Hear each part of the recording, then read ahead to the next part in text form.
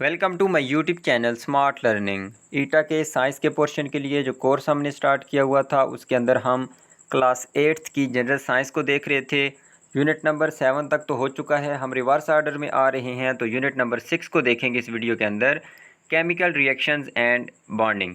तो chemical reactions कैसे होते हैं, उनकी मुख्तलिफ टाइप्स और फिर बॉन्ड्स कैसे बनते हैं, इन दो वीडियोज़ के अंदर इंशाल्लाह इस चैप्टर को हम मुकम्मल करेंगे।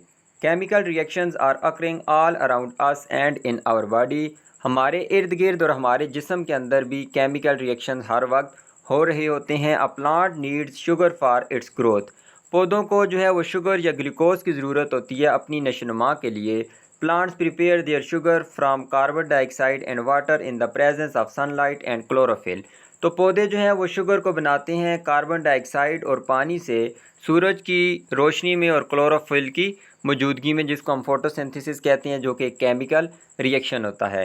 Plants use this sugar in building up their structure and many compounds for our use. तो प्लांट जो है इस शुगर का इस्तेमाल करते हैं अपने स्ट्रक्चर को बिल्डअप करने के लिए, अपनी नशोनुमा के लिए, और बहुत सारे ऐसे कंपाउंड बनाते हैं जिनकी हमें ज़रूरत होती है। Our bodies get useful compounds from plants. हमारे जो जिस्म है वो मुख्तलिफ कंपाउंड हासिल करते हैं फ्रूट्स की शक्ल में, उसके अलावा दालों की शक्ल में या और सब्जियों की शक्ल में हासिल करते हैं फ्राम प्लांट्स, पौधों से, and convert them into other useful compound for their growth. और हमारी बॉडी जो है उन यूज़फुल कंपाउंड्स को जो हम पौधों से लेते हैं, उन कंपाउंड्स को मज़ीद आगे कंपाउंड्स के अंदर कन्वर्ट करती है हमारी ग्रोथ के लिए। This means our existence depends upon chemical reactions. तो इससे हमें ये पता चलता है कि हमारा जो वजूद है, हमारा जो ज़िंदा रहना है, वो डिपेंड करता है सिर्फ केमिकल रिएक्शंस पे। तो केमिकल रिएक्शंस ना हो, फोटोसिंथेसिस ना हो, तो पौधे खुराक ही ना बना पाएँ। और दुनिया के अंदर खुराक बनाने वाली वाहिद चीज़ पौधे हैं।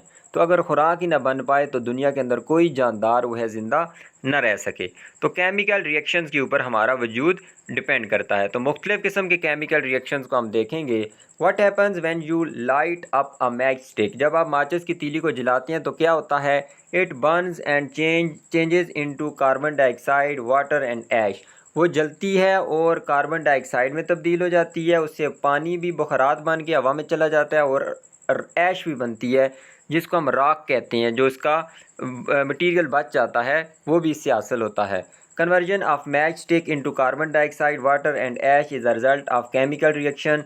ये जो तब्दीली हुई है मैच स्टिक की कार्बन डाइऑक्साइड में, पानी में और ऐश के अंदर, ये केमिकल रिएक्शन का नतीजा है। तो मतलब इसके अंदर एक केमिकल रिएक्शन हुआ है, कंबस्चन रिएक्शन, तो उसकी वजह से ये तब्दीलियाँ हुई हैं। A chemical change is referred as a chemical reaction. तो केमिकल चेंज को हम केमिकल रिएक्शन भी कह सकते हैं। केमिकल रिएक्शन ही की वजह से केमिकल चेंज आती है। When ever a chemical reaction occur, जब कभी भी केमिकल रिएक्शन होगा, न्यू सब्सटेंसेज आर फॉर्म्ड, नई जो है वो चीज़ें बनेंगी। तो केमिकल चेंज के अंदर भी तो यही होता है कि एक सब्सटेंस दूसरी सब्सटेंस के अंदर कन्वर्ट होती है। We can define a chemical reaction as the conversion of a substances into new substances. तो केमिकल रिएक्शन को हम ऐसे भी डिफ़ाइन कर सकते हैं कि जो कुछ सब्सटेंसेस होती हैं वो मिलती हैं और नई सब्सटेंसेस के अंदर कन्वर्ट हो जाती हैं। जैसे कि रिएक्टेंट्स मिलते हैं तो प्रोडक्ट्स बन जाते हैं। तो यहाँ पे एक कंबस्चन का सिंपल रिएक्शन दिया गया था। अब मज़ीद जो है वो यहाँ पे हम देखते हैं, एक कोई एग्जांपल दी गई है, ये पेपर के अंदर भी क्वेश्चन आ चुका है। When you cut an apple, जब आप सेब को काटते हैं, and place it in air, उसको हवा में रख देते हैं, it turns brown after some time, ये कुछ वक्त के बाद ब्राउन हो जाता है। This is due to chemical reaction, ये केमिकल रिएक्शन की वजह से होता है। जैसे ये सेब काटा तो कुछ टाइम के बाद वो क्या हो जाएगा? ब्राउन हो जाएगा। तो वो क्यों होता है? क्योंकि iron present in Apple, Apple के अंदर एक आयरन न्यूट्रिएंट मौजूद होता है। तो जब वो ऑक्सीजन के साथ मिलता है, हवा के अंदर जो ऑक्सीजन मौजूद होती है उसके साथ मिलने की वजह से न्यू सब्सटेंस आयरन ऑक्साइड बन जाता है, जिसको हम जंग कहते हैं, ये रस्ट।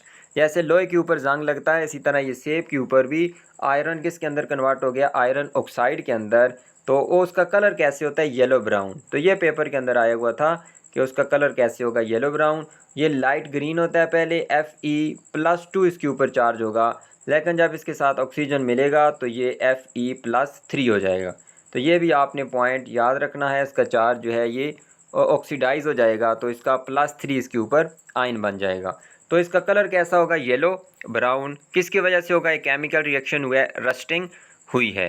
फिर जी कुछ निशानियाँ होती हैं जिससे हम पहचान सकते हैं कि केमिकल रिएक्शन हुआ है। मिसाल के तौर पे यहाँ आयोडीन ली गई है, उसका सोल्यूशन है स्टार्च है, निशास्ता, कापर सल्फेट है और सोडियम हाइड्रोक्साइड। इसके अलावा विनेगर और बेकिंग सोडा है। इनको मुख्तलिफ बीकर्स के अंदर हम डालेंगे। मुख्तलिफ बीकर से मुराद के पहले बीकर के अंदर हमने आयोडीन डाली और स्टार्च डाला, स्टार्च के ऊपर कुछ कतरे आयोडीन के गिराए। दूसरे बीकर के अंदर हमने कापर सल्फेट और क्या डाल दिया, सोडियम हाइड्रोक्साइड।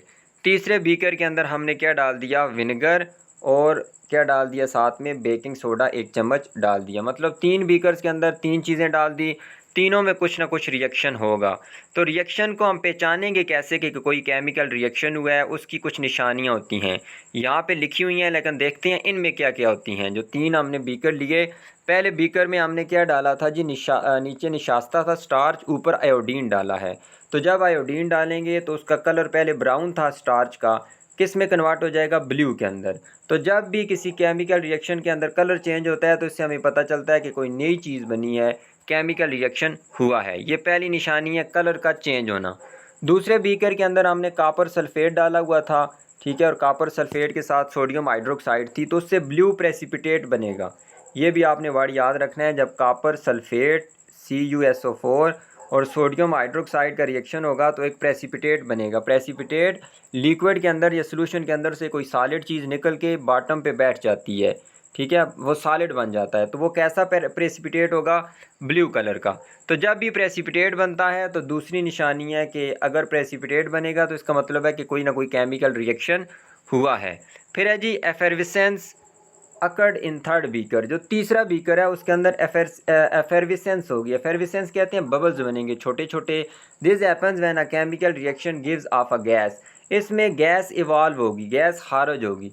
तीसरे बीकर के अंदर हमने सिरका और बेकिंग सोडा डाला हुआ था, एसिड और बेस, तो उससे गैस खारिज हुई है, तो उससे उसके अंदर छोटे छोटे बबल्स बनेंगे जिससे हमें पता चला गैस निकल रही है।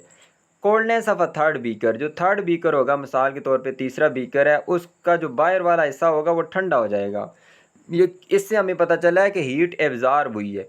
तो जब बेकिंग सोडा के अंदर एसिड विनेगर डालते हैं तो वो बाहर वाली हीट को जज़ब कर लेता है। अंदर हीट ज़्यादा हो जाती है लेकिन बाहर हीट कम हो जाएगी। इस वजह से ये बर्तन जो होगा वो बाहर से ठंडा होगा, अंदर टेम्परेचर ज़्यादा होगा, क्योंकि उसने हीट को जज़ब किया है। तो हीट को जज़ब से करने से बीकर के अंदर जो है टेम्परेचर ज़्यादा होगा, बीकर बाहर से ठंडा हो जाएगा क्योंकि इन्वायरमेंट या सराउंडिंग का टेम्परेचर डाउन हो जाएगा। तो ये कुछ निशानियां हैं जिनको ज़्यादा और समराइज़ करके यहाँ लिख दिया गया है कि ये 5 निशानियां हैं जिससे हमें पता चलता है कि कोई ना कोई केमिकल रिएक्शन हुआ है।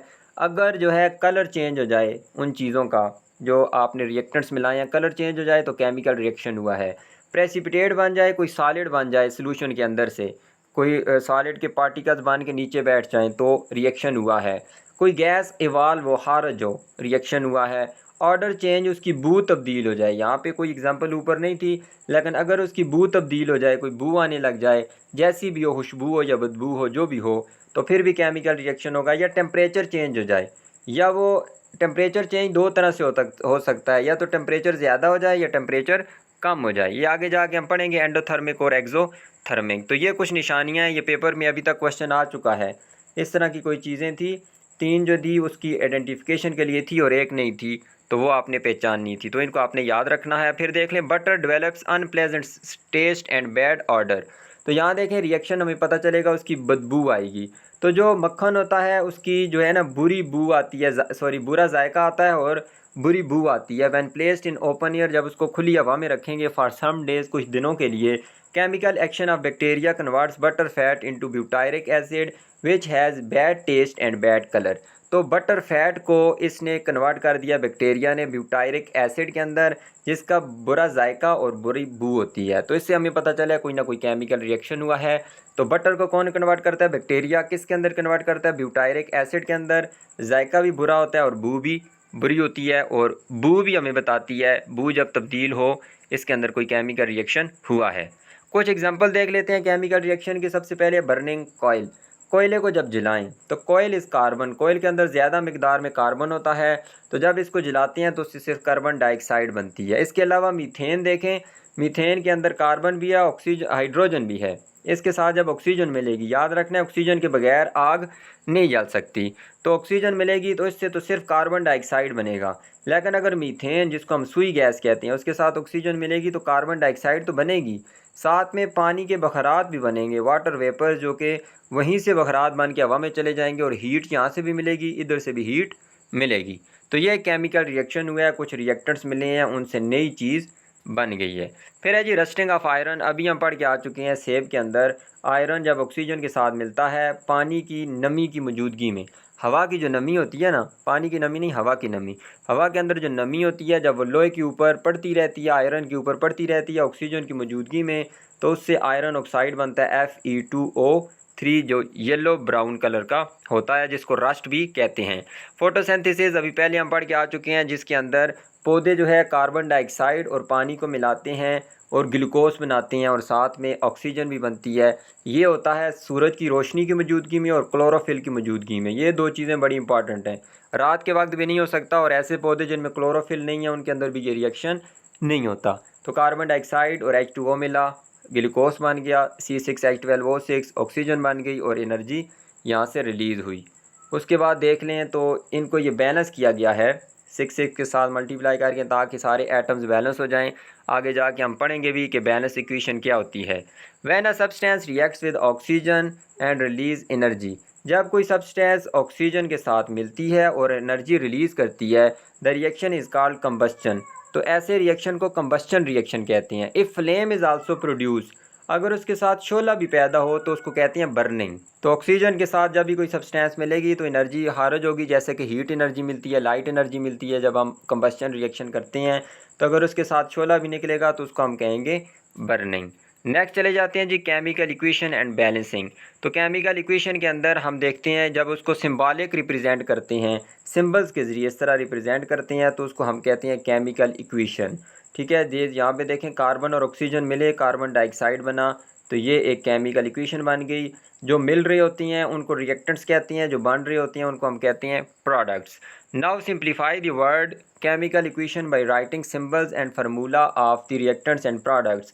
मज़ीद हम जो है उसका केमिकल नेम नहीं लिखते, ये कार्बन या ऑक्सीजन नहीं लिखते, बल्कि उनके फार्मूला लिख देते हैं। इसके अलावा उनकी साथ फिजिकल स्टेट भी लिखते हैं, पैरेंथेसिस के अंदर, ब्रैकेट्स के अंदर लिखते हैं कि वो कौन सी स्टेट के अंदर मौजूद हैं।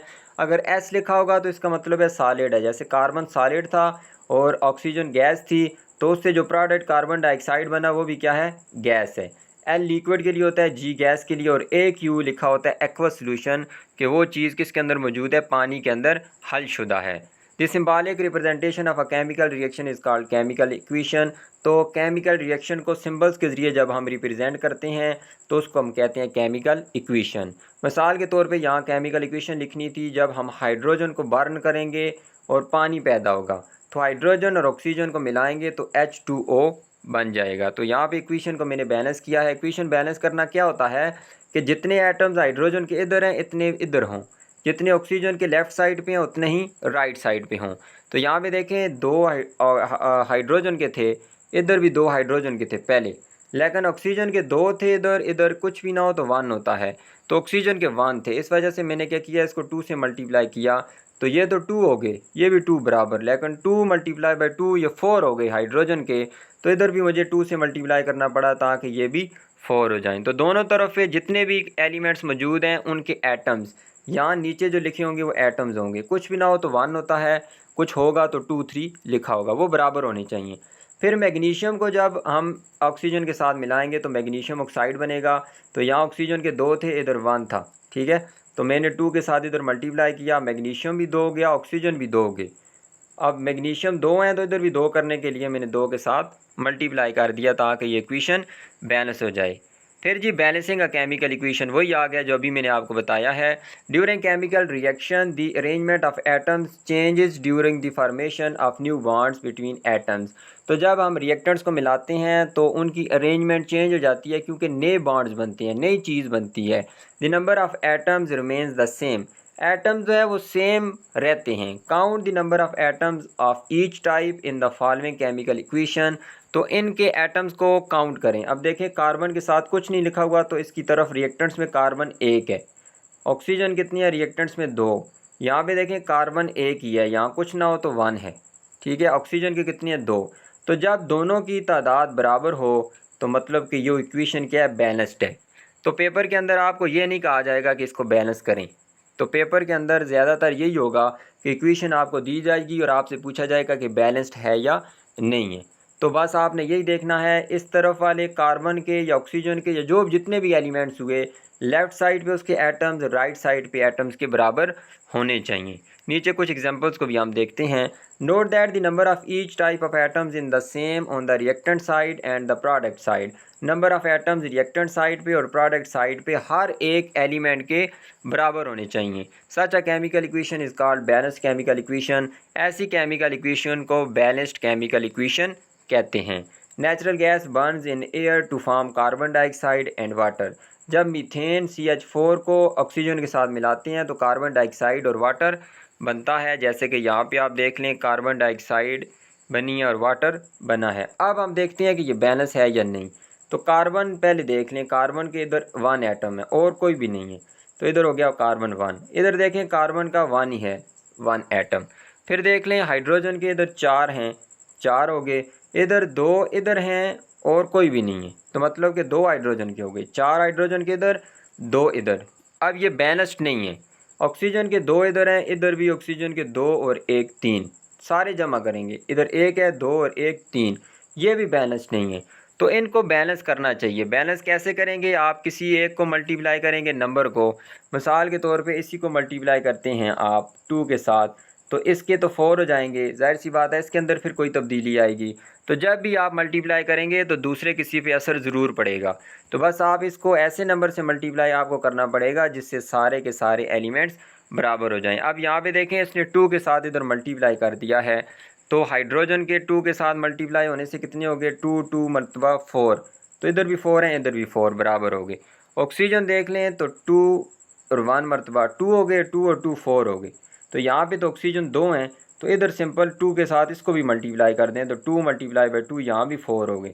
इधर भी ऑक्सीजन 4, इधर भी ऑक्सीजन 4, कार्बन पहले ही बराबर थे, तो नीचे उसने लिखा होगा, ये देखें ऑक्सीजन को 2 से इधर भी मल्टीप्लाई कर दिया है, तो ये अब बैलेंस्ड इक्वेशन हो गई है। तो बस सिंपल आपने एटम्स को गिनना होगा और बताना होगा कौन सा बैलेंस है कौन सा नहीं है। यहाँ पे देखें तो सोडियम के इधर क्या है, 1 है, रिएक्टेंट वाली साइड, इधर भी सोडियम के 1 है, बराबर है। हाइड्रोजन के इधर 2 हैं और इधर हाइड्रोजन के 1 और 2 3 हैं, ये बैलेंस्ड नहीं है। हाइड्रोजन का इधर भी 1 है, इधर भी 1 है, ये भी बैलेंस्ड है। ये बैलेंस्ड नहीं है हाइड्रोजन के एटम्स, तो इनको बैलेंस करने के लिए हमें कुछ ना कुछ करना पड़ेगा। तो इसने देखें ये मल्टीप्लाई किया है, इन नंबर्स को 2 से मल्टीप्लाई किया, तो सोडियम भी 2 हो गए थे, फिर इसको भी 2 के साथ मल्टीप्लाई करना पड़ा। एक के ऊपर असर पड़ेगा तो जाहिर सी बात है दूसरे को भी हमें सेटिंग करनी पड़ेगी। तो यहाँ पे ऑक्सीजन भी अब 2 हो गए, इधर ऑक्सीजन 2 के साथ मल्टीप्लाई किया, ये भी 2 हो गए। हाइड्रोजन इधर से 2 और 2 4 हो गए, तो इधर 2 2 मरतबा 4, यहाँ भी हाइड्रोजन भी पूरे हो गए, ऑक्सीजन भी और सोडियम भी पूरे हो गए। तो ये हो गई बैलेंस्ड केमिकल इक्वेशन। तो यहाँ पे कुछ इक्वेशन दी गई थी, H2 + O2 H2O बनता है, इसको बैलेंस करना था, तो ये मैंने बैलेंस करके लिख दिया है। अब मज़ीद समझाने की मुझे लगता है ज़रूरत नहीं है, आप इन इक्वेशंस को देख लें तो बस ये बैलेंस्ड हो गई हैं। एटम्स आपने गिनने हैं, तो 2 और 2 4 हो गए हाइड्रोजन के, इधर भी 2 और 2 4 हो गए। ऑक्सीजन के 2 हैं और 2 1 मरतबा 2 हो गए, ये भी बैलेंस्ड हो गई है। हाइड्रोजन पर ऑक्साइड जब क्या होगी, डिकम्पोज होगी तो H2O और O2 में चली जाएगी। यहाँ पे भी देख लें, इसको मैंने 2 से मल्टीप्लाई कर दिया इधर, और इधर भी 2 से, ठीक है, यहाँ भी 2 से। इधर देख लें 2 से मल्टीप्लाई किया, सिल्वर के 4 हो गए, तो फिर इधर भी 4 से मल्टीप्लाई किया ताकि ये सिल्वर भी कितने हो जाएं, 4 हो जाएं। तो बैलेंस्ड केमिकल इक्वेशन को बस आपको चेक ही करना पड़ेगा और ज़्यादा इसमें कोई मुश्किल काम नहीं होगा। फिर है जी law of conservation of mass. A balanced chemical equation is based on principles of the atoms are neither created nor destroyed in chemical reaction। तो जब भी केमिकल रिएक्शन होती है, ना एटम ज़्यादा हों ना कम हों, बल्कि क्या हों, दोनों तरफ बराबर हों। जैसे कि अब हम बैलेंस कर रहे हैं तो इसका मकसद यही है कि दोनों तरफ एटम्स बराबर हो जाएं। So the total mass of reactants and products is conserved. तो जो टोटल मास रिएक्टेंट्स और प्रोडक्ट्स का होता है वो एक जैसा रहता है, जितने रिएक्टेंट्स आप मिलाएंगे उतने ही मास का प्रोडक्ट भी बनेगा। इस प्रिंसिपल को कहते हैं लॉ ऑफ कंजर्वेशन ऑफ मास, कि मास ना ही नया बनता है ना ही पुराना ख़त्म होता है बल्कि बराबर रहता है। तो ये लॉ क्या कहता है, हमें द मास, ये स्टेट करता है, ये बयान करता है law, the total mass of all the products of a chemical reaction is equal to the total mass of all the reactants. तो जो टोटल मास रिएक्टेंट्स का था, मिसाल के तौर पे दो चीज़ें आपने मिलाई, एक का वज़न था 10 किलो, दूसरे का 20 किलो, तो 30 किलोग्राम आपने कोई चीज़ मिलाई, तो रिएक्टेंट्स से प्रोडक्ट्स तीन चीज़ें बन गई, एक बन गई 15 किलो की, दूसरी बनेगी 5 की, तीसरी 10 की। तो तीनों को दोबारा मिलाएं तो ये भी 30 बनेगा। तो जितने रिएक्टेंट्स मास के मिलाएंगे उतने ही मास के क्या बनेंगे, हमारे पास प्रोडक्ट्स बनेंगे, ना ज़्यादा होगा ना कम होगा। इसको कहते हैं लॉ ऑफ कंजर्वेशन ऑफ मास। तो यहाँ देखें, दो चीज़ें जब मिलाई हैं हमने तो उनका वज़न था 300.23। ये कैल्शियम क्लोराइड और सोडियम सल्फेट दोनों रिएक्टेंट्स हैं, इनका इतना वज़न था। तो जब प्रोडक्ट बने, प्रोडक्ट में क्या बन गया, कैल्शियम सल्फेट बन गया और उसके अंदर सोडियम क्लोराइड प्रेसिपिटेट है। प्रेसिपिटेट क्या होता है, नीचे यहाँ पे बैठ जाएगा। इनका भी वज़न देखें उतना ही है। शर्त क्या है कि उसके अंदर से कोई चीज़ ज़ाया ना हो। अगर कोई गैस ज़ाया हो रही है तो उसको भी बीच में आपने शामिल करना है। तो रिएक्शन के बाद और रिएक्शन के पहले दोनों का मास क्या है, बराबर है। तो जो रिएक्टेंट्स का टोटल मास होगा वही प्रोडक्ट्स का टोटल मास आएगा। ठीक है, नेक्स्ट हम देख लेते हैं जी केमिकल रिएक्शन की टाइप्स। मुख्तलिफ टाइप्स हैं, एक एक करके हम देखते हैं, इनके नाम से ही पता चल जाएगा कि कौन सी टाइप है। कम्बिनेशन रिएक्शन कहते हैं कि दो चीज़ों को आपस में कंबाइन करें, इसको सिंथेसिस रिएक्शन भी कहते हैं, अगले पेज पे लिखा होगा। और chemical reaction which two or more substances combine to form a single compound is called combination reaction. इसको एडिशन रिएक्शन भी कहते हैं, मतलब ऐड करना। दो या उससे ज़्यादा चीज़ें मिलती हैं और एक कंपाउंड बनता है, दो चीज़ें या ज़्यादा मिली उनसे एक कंपाउंड बना, उसको कहते हैं कम्बिनेशन रिएक्शन। जैसे कि कार्बन और ऑक्सीजन दो हमारे पास चीज़ें थी, इनको मिला के हमने एक सिंगल कंपाउंड बना दिया, तो ये एग्जांपल है किसकी, कम्बिनेशन रिएक्शन की, या जिसका दूसरा नाम है एडिशन रिएक्शन। इसी तरह इलेक्ट्रिकल डिस्चार्ज होता है, जब बिजली पड़ती है फ़िज़ा के अंदर तो नाइट्रोजन जो फ़िज़ा के अंदर मौजूद है, फ्री नाइट्रोजन, वो ऑक्सीजन के साथ मिलती है और उससे बन जाता है नाइट्रोजन ऑक्साइड।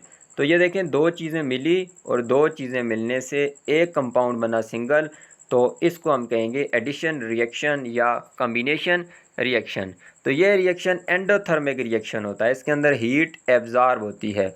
इसको क्योंकि ये आगे एमसीक्यूज़ के अंदर मौजूद है तो आपने याद रखना है कि इलेक्ट्रिकल डिस्चार्ज के अंदर एंडोथर्मिक रिएक्शन होगा। सिंथेसिस रिएक्शन है मेनी इंडस्ट्रियल एप्लीकेशन। तो ये सिंथेसिस रिएक्शन जो अभी हमने पढ़ा है ना, कम्बिनेशन रिएक्शन, कम्बिनेशन या सिंथेसाइज करना, उनको आपस में मिलाना, एक ही चीज़ें हैं। Addition of hydrogen to vegetable oil. तो जो फैक्ट्रीज़ के अंदर वेजिटेबल ऑयल बनता है, घी बनता है, सॉरी ऑयल बनता है सब्जियों से, तो उसके अंदर जब हाइड्रोजन हम डालते हैं किसी भी कैटलिस्ट की मौजूदगी में, कैटलिस्ट क्या करता है, किसी रिएक्शन को स्पीड अप करता है, उसकी स्पीड को बढ़ा देता है, तो उसको हम कन्वर्ट कर देते हैं वेजिटेबल घी के अंदर। ठीक है, तो ये है सिंथेसिस रिएक्शन, जिसमें वेजिटेबल ऑयल में क्या चीज़ डालें, हाइड्रोजन डालें। ये बड़ा इंपॉर्टेंट पॉइंट है, वेजिटेबल ऑयल में हाइड्रोजन डालेंगे कैटलिस्ट की मौजूदगी में तो घी बन जाएगा। पहले क्या होगा, ऑयल, हाइड्रोजन डालने से घी बन गया। फिर है जी डिकम्पोजिशन रिएक्शन, डीकम्पोज होना, टूटना। इससे पहले हमने पढ़ा है कंबाइन होना, जुड़ना, और डीकम्पोज हो जाना, टूट जाना। उसमें दो चीज़ों से एक कंपाउंड बना था, यहाँ एक कंपाउंड से दो चीज़ें बन जाएंगी। नाम से ही हमें सारी चीज़ समझ आ गई है। A chemical reaction in which single compound breaks down into two or more simple substances. एक सिंगल कंपाउंड दो या दो से ज़्यादा चीज़ों में डिवाइड हो जाए, डिकम्पोज हो जाए, उसको कहते हैं डिकम्पोजिशन रिएक्शन। जैसे देख लें, सिल्वर क्लोराइड सूरज की रोशनी की मौजूदगी में सिल्वर के अंदर और क्लोरीन के अंदर डिकम्पोज हो जाएगा, तो ये है डिकम्पोजिशन रिएक्शन। इसके अलावा पोटाशियम क्लोरेट जो है ना, ये फायर का सिंबल होता है, इस तरह मतलब है कि इसको हीट दी गई है, मैंगनीज़ ऑक्साइड की मौजूदगी में इसको हीट दी गई है, इस तरह का सिंबल है हीट के लिए। तो इससे पोटाशियम क्लोराइड और ऑक्सीजन बन गया, तो एक चीज़ दो के अंदर डिवाइड हो गई, तो ये रिएक्शन भी है decomposition reaction. Decomposition reaction industries के अंदर देख लें जी, डिकम्पोजिशन ऑफ लाइमस्टोन, चूने का पत्थर जो पहाड़ों से निकाल के लाया जाता है, उसकी प्रोडक्शन ऑफ लाइम के लिए उसको इस्तेमाल किया जाता है। जो कैल्शियम ऑक्साइड होता है CaO, जो क्विक लाइम होता है, जो चूना होता है हम घरों में इस्तेमाल करते हैं सफ़ेदी के लिए, वो कैल्शियम ऑक्साइड होता है।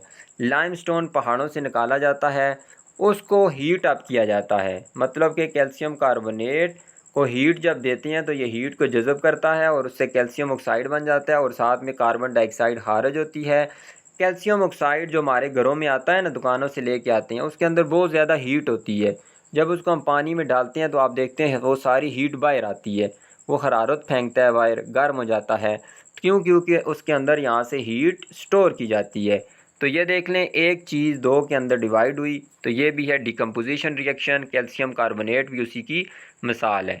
फिर एक और रिएक्शन है जी सोडियम क्लोराइड। क्योंकि जो सोडियम मेटल है वो दुनिया के अंदर कहीं भी अकेला नहीं मौजूद, क्योंकि ये बड़ा रिएक्टिव होता है। जब भी पानी के साथ मिलेगा तो आग लगा देगा, उससे हाइड्रोजन खारिज होगी। तो अल्लाह पाक ने दुनिया के अंदर कहीं भी इसको अकेला नहीं रखा हुआ, क्योंकि दुनिया के अंदर हर जगह पानी मौजूद है, तो कहीं भी धमाका हो सकता था। तो सोडियम क्लोराइड तो बहुत बड़ी वाफर मकदार के अंदर मौजूद होता है। तो सोडियम क्लोराइड को पिघलाया जाता है, मोल्टन स्टेट में लाया जाता है, उसको पिघला के उसके अंदर से बिजली गुजारी जाती है। बिजली गुजारने के बाद सोडियम क्लोराइड सोडियम और क्लोरीन में डिकम्पोज हो जाता है। तो ये डिकम्पोजिशन रिएक्शन है।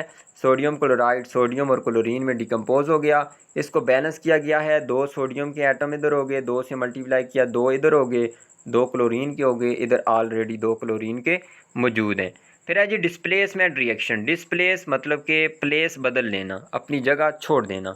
A chemical reaction in which more reactive element, important point है, more reactive element takes place of a less reactive element in a compound is called displacement reaction.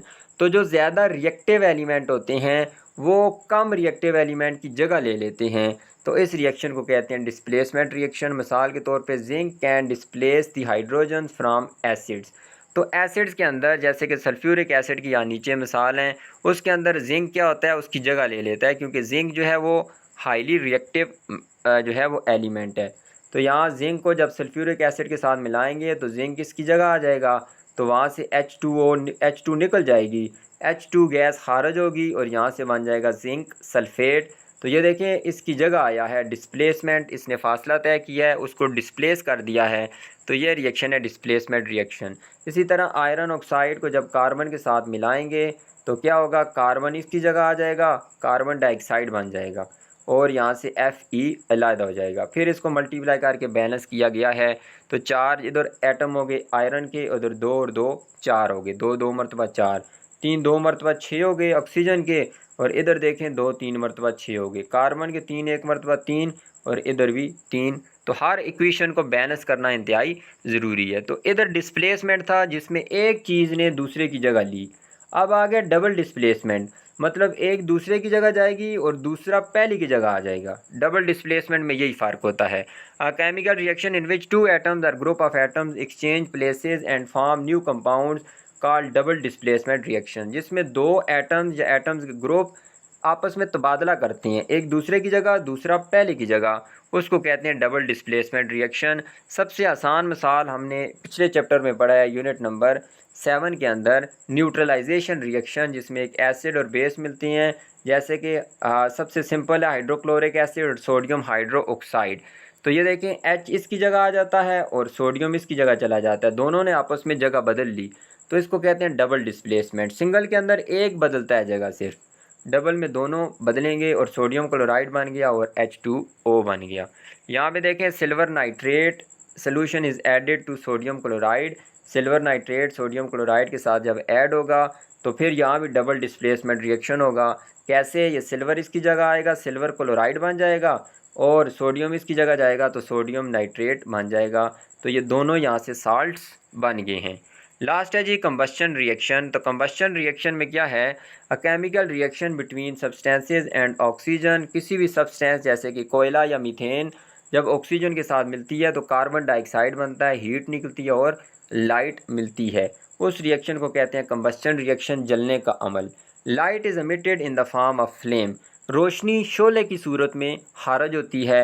मिसाल के तौर पे कोयले का जलना हवा में, तो कोयला ऑक्सीजन के साथ मिला, पहले ही पढ़ के आ चुके हैं, कार्बन डाइऑक्साइड मिलेगा, हीट भी मिलेगी, लाइट भी मिलेगी। मीथेन मिलेगा तो इसके साथ वाटर भी मिलेगा। याद रखना है, कोयले से पानी खारिज नहीं होगा, क्योंकि उसके अंदर हाइड्रोजन की मिकदार बिल्कुल ना होने के बराबर होती है, जबकि मीथेन में तो हाइड्रोजन है, ये हाइड्रोकार्बन है, तो जिसको सुई गैस भी कहते हैं, मीथेन गैस भी कहते हैं, क्योंकि इसके अंदर 85% से 95% मीथेन होती है।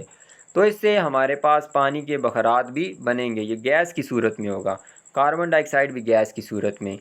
तो मीथेन से H2O बनेगा, कोयले से H2O बनेगा नहीं, क्योंकि उसके अंदर जो है वो हाइड्रोजन बिल्कुल ना होने के बराबर होता है, ज़्यादा कार्बन ही होता है। तो यहाँ तक जो है ये पहला पार्ट इसका मुकम्मल हो चुका है। उम्मीद करता हूँ आपको वीडियो पसंद आई होगी। इजाज़त चाहूँगा। अल्लाह हाफिज़।